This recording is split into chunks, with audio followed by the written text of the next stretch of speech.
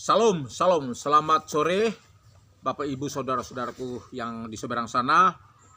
Sore ini saya Idu Sareng hadir kembali bersama YouTube saya, YouTube Narok Sareng. Dan sama saya tetap mengkritisi masalah perjuangan masyarakat adat di tanah perjuangan mereka di tanah Ai, yaitu di perkebunan kelapa Patiahu dan Nangahale.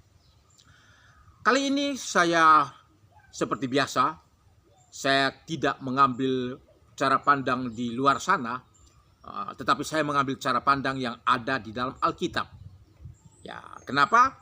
Karena hanya itu yang saya mampu, sedikit kemampuan saya. Kali ini saya akan bicara tentang kisah Raja Daud yang tertulis di kitab 2 Samuel pasal 11. Bapak, Ibu, dan saudara-saudaraku sekalian, kisah Raja Daud ini adalah kisah yang sangat unik dan menarik. Kita tahu Raja Daud itu adalah seorang raja yang diurapi oleh Nabi Samuel. Dan dia menjadi raja, itu artinya Tuhan memilih dia. Tetapi terjadilah suatu peristiwa yang sangat mengerikan dari Raja Daud sendiri. Apa peristiwanya? Ini peristiwanya. Suatu ketika Raja Daud sedang istirahat di atas soto, itu lantai 2 tempat beristirahat dia. Lalu dia memandang ke bawah dan dia melihat seorang perempuan yang cantik molek yang sedang mandi. Lalu nafsu setan, iblis menguasai dia. Dia ingin mengambil perempuan itu menjadi miliknya. Maka dia mengutus pengawalnya untuk pergi mencari tahu siapa gerangan perempuan itu. Maka singkat cerita, Raja Daud mengetahui bahwa perempuan itu adalah namanya Berseba. Dan Berseba itu adalah istri dari Uria. Dan Uria itu adalah anak buahnya Raja Daud sendiri, yang saat itu sedang berperang melawan bangsa Moab, seperti itu. Dan Raja Daud tinggal di Yerusalem, dia tidak berperang. Akhirnya terjadilah perselingkuhan, tapi sebenarnya ini bukan perselingkuhan. Ini adalah perkosaan yang dilakukan dengan cara halus, yaitu apa? Karena Raja Daud menggunakan kekuasaannya. Kekuasaan dia sebagai raja, maka siapapun perempuan yang dia suka, dia ambil. Dan perempuan itu tidak pernah akan melawan. Apalagi perempuan itu adalah orang-orang rendahan, istri dari Uria. Bapak, Ibu, saudara-saudara sekalian, singkat cerita lagi, Berseba hamil. Maka Raja Daud pasti takut. Berseba pergi kirim pesan kepada orang-orang untuk menyampaikan kepada Raja Daud bahwa dia hamil. Maka dia takut. Dia mulai mencari jalan bagaimana untuk bisa keluar daripada kejahatan yang telah ia lakukan. Akhirnya dia minta supaya Uria kembali dari medan peperangan. Lalu Uria datang. Setelah Uria datang, dia menjamu Uria, mengatakan bahwa Uria, engkau sudah capek untuk berperang beberapa bulan, jadi engkau beristirahat dulu di rumah supaya pergilah ke rumahmu untuk tidur bersama istrimu, makan minum, istirahat dan sebagainya. Tetapi Uria menjawab apa? Uria bilang, tidak tuanku, saya tidak mungkin lakukan itu karena sahabat saya yang sedang berjuang di sana mati-matian, mengapa saya harus sedang senang di sini? Dia tolak. Daud hilang akal. Ini bagaimana caranya? Akhirnya, oke, baik. Daud bilang, besok engkau akan saya utus kembali ke medan pertempuran. Uria bilang, siap tuanku. Malam itu, akal bulus Daud tetap ia lakukan. Dia bikin pesta acara makan minum dengan hamba-hambanya di istana, termasuk Uria. Pada saat pesta itu dia kasih minum Uria sampai mabuk. Dan Uria sudah mabuk betul. Lalu dia katakan, Uria kau pulanglah. Tidur dan istirahat bersama istrimu. Tapi Uria tidak mau. Dia sadar memang Tuhan tidak mengizinkan hal itu terjadi.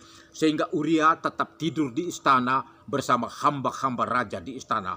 Setelah itu besok Daud mulai memikirkan cara yang lain. Sebab apapun terjadi, dia tidak boleh ketahuan bahwa dia telah berzina dengan Batseba, istri dari Uria. Maka dia menulis surat. Ini suatu kekejian luar biasa.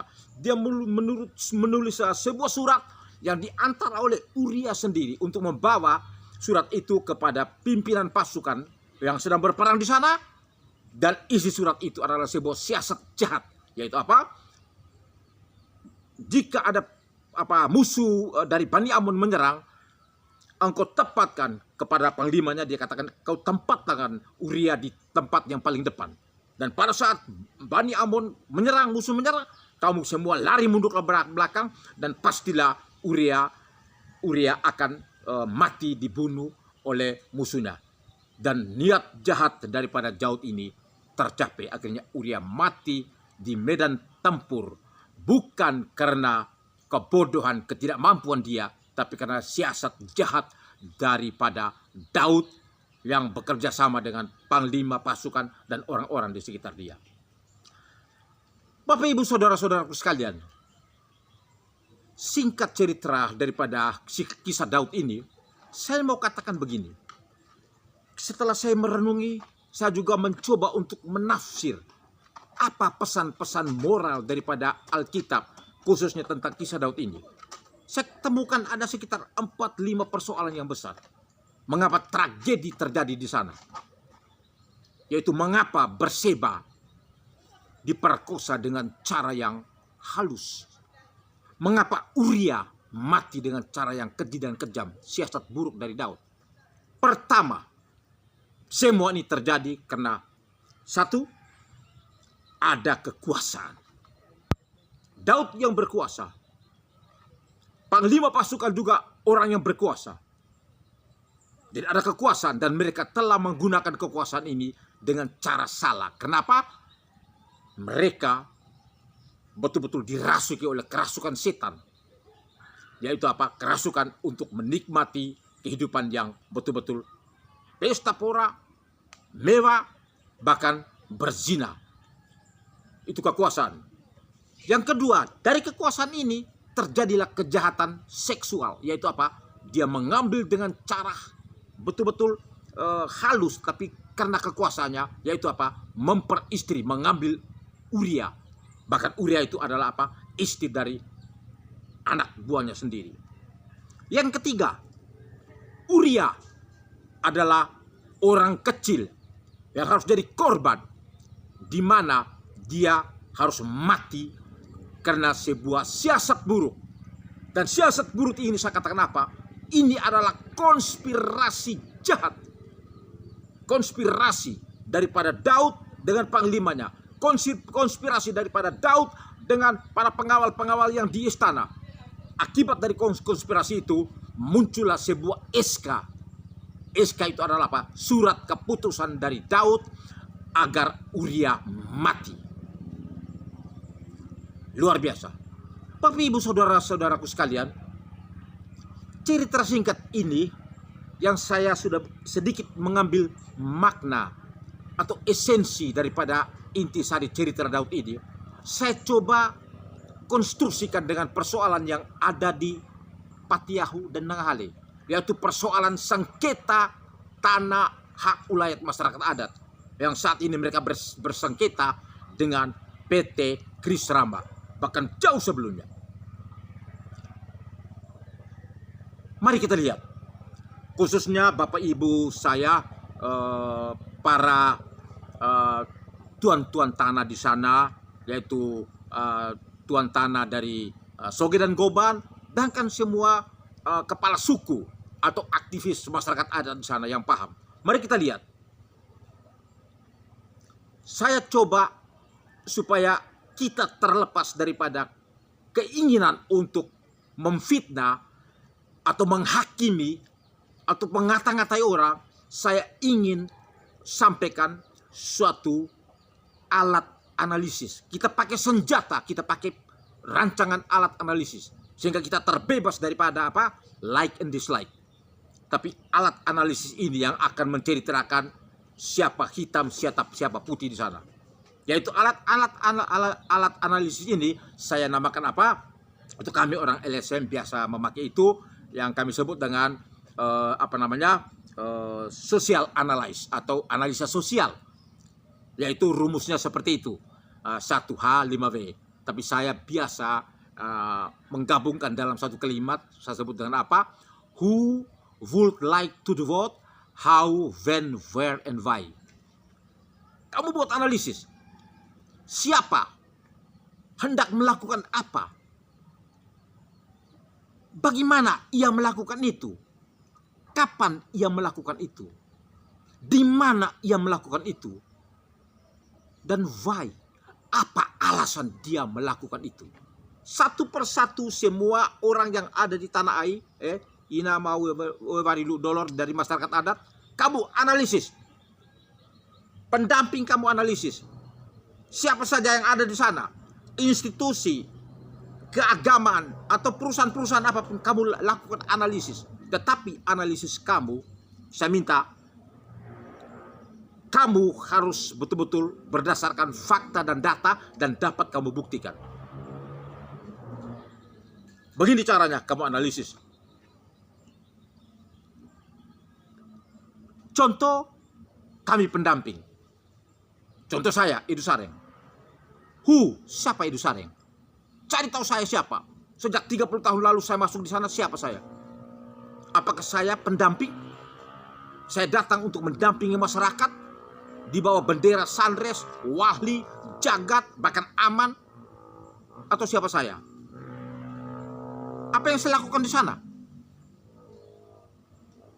Saya mengumpulkan masyarakat, membangun blefak untuk kami pertemuan rakyat, diskusikan tentang semua persoalan yang digumuli atau yang menjadi persoalan masyarakat. Lalu kapan saya lakukan? Sejak 30 tahun lalu dan sesuai dengan permintaan masyarakat. Di mana? Di Huravolong, di Utangwair. Lalu apa alasan yang saya lakukan? Why? Mengapa saya lakukan itu? Saya lakukan itu. Alasannya kenapa? Saya orang LSM. Saya dipanggil untuk mendampingi masyarakat. Dan untuk saya lakukan itu, saya belajar kemana-mana. Dan sampai hari ini 30 tahun saya tetap lakukan itu dengan cara yang sama. Mendampingi masyarakat dalam kejujuran dan ketulusan saya. Itu saya. Tapi kamu boleh untuk menganalisis organisasi yang lain ada di luar, organisasi keagamaan, atau mungkin ada koperasi kredit, atau ada CV, atau ada PT. Kamu boleh melakukan analisis. Tetapi dalam fakta dan data yang jelas. Kamu tidak boleh memfitnah. Lalu setelah selesai itu, kamu bukukan dan dibuat berita acara, ditandatangani oleh semua kepala suku, tuan tanah semua, bahkan orang-orang yang ada di sana, dan kamu juga minta kepada kepala desa untuk melegalisasi bahwa apa yang kamu lakukan itu adalah benar, analisis kamu. Dan itu akan menjadi buku kekuatan kamu untuk menjadi dokumen untuk perjuangan kamu selanjutnya. Kenapa? Bapak Ibu, perjuangan kita masih panjang. Seperti itu. Kita konstruksikan seperti begini.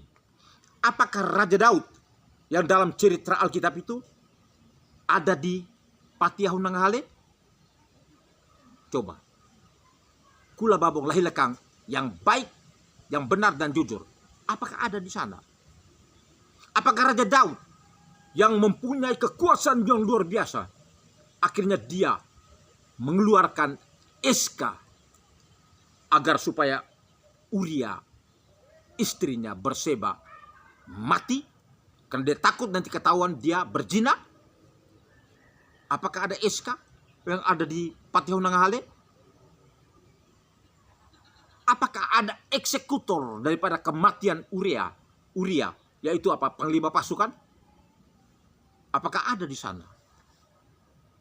Lalu apakah ada tokoh yang mewakili Uria, orang kecil yang harus diambil, harus dijinahi istrinya dan diambil menjadi istri Raja Daud. Apakah ada di sana orang seperti Uria ada? Dan apakah ada Berseba yang ada di Talibura? Di Patiahun Nanggahale, di masyarakat adat ada perempuan yang mungkin Berseba yang melambangkan orang di sana? Kalau saya katakan ada, tapi dalam cara pandang masyarakat adat, yaitu apa? Masyarakat adat bilang apa? Inan nian tanawawa, amalorovulan mereka. Reta, itu artinya apa? Ibu, mama, istri, itu adalah tanah. Itu adalah bumi yang memberikan susu, madu, yang memberikan kehidupan manusia. Inan nian tanawawa. Jadi dalam konteks kearifan lokal wisdom, itu ada. Kamu konstruksikan semua di sana. Lalu apakah ada kekerasan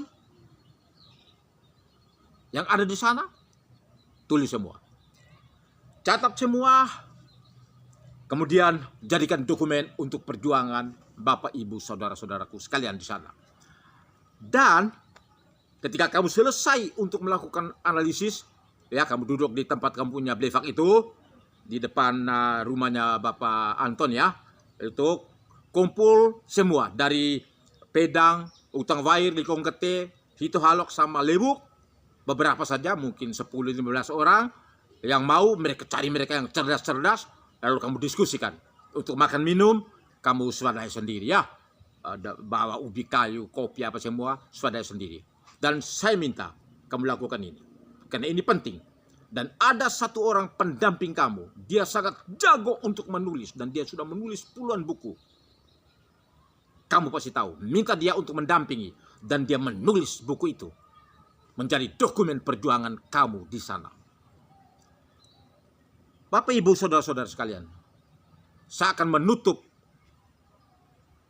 cerita saya dalam Alkitab yang saya konstruksikan dengan kejadian di tanah perjuangan Patiahun dan Nanggahale ini dengan sebuah pesan yang dipesan oleh Rasul Paulus, yaitu 2 Korintus pasal 11 ayat 13, 14, dan 15. Poin saya di ayat 14. Kamu boleh cari sendiri, nanti kamu akan kaget. Ternyata kejadian Daud itu di dalam perjanjian lama itu dimunculkan kembali. Siapa Daud dan dia sedang berbuat apa? Itu. Dan ingat, saya katakan, Daud adalah orang baik, orang hebat. Kenapa? Karena Daud bertobat. Oleh karena itu semua orang yang ada di tanah air, siapapun kita, jika kau sudah melakukan kejahatan, kesalahan, bertobatlah. Daud bertobat, maka dia kembali disayangi oleh Tuhan. Sehingga dalam kitab Alkitab kita ada yang namanya Mazmur Daud. Itu luar biasa. Tapi kalau Daud tidak bertobat, maka Daud saat ini sudah bersahabat dengan Lucifer di neraka. Haleluya, haleluya, haleluya. Amin.